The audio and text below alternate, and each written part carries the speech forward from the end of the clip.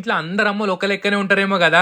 కొడుకో బిడ్డనో చదువు కోసం హాస్టల్ పోయి వచ్చినా, డ్యూటీ కోసం వేరే ఊరికి పోయి వచ్చినాక పోయేటప్పుడు బస్తా నిండా పొల్లు కారాలు స్నాక్స్ అనుకుంటా మస్తు సుట్టి పెట్టేస్తారు కదా. గట్లనే మా అమ్మ గీపారైతే కొబ్బరి కారం మా అక్క బిడ్డ కోసం హాస్టల్కి పంపిస్తుంది అన్నట్టు మీరు మీ కొడుకో బిడ్డకో కొబ్బరి కారం ఇట్లా పోయేటప్పుడు పంపించారు అనుకోరి ముద్దకు అమ్మ యాదగైతుంది. చాలా మంచిగా ఉంటుంది. మా అమ్మ చేసి చూపిస్తుంది. పాండ్రి ముందుగా జీలకర్ర ధనియాలు మెత్తగా దంచి పక్కన పెట్టుకోర్రి. ఇక అందులోకి మనం కొబ్బరి ఏం చేసుకోవాలి, ఫ్రెష్ కొబ్బరి కాకుండా ఒక 2 రోజులు ఆరబెట్టిన కొబ్బరి అయితే ఖరాబ్ అవ్వదు అన్నట్టు. మంచిగా కల్వంలో 3 కలిపేసుకుంటే గిట్ట పొడి లెక్క అవుతుంది. అందులోనే మొత్తం అంతా ఉప్పు కారం వేసేసుకొని ఒక్కసారి నూరుకోవాలన్నట్టు.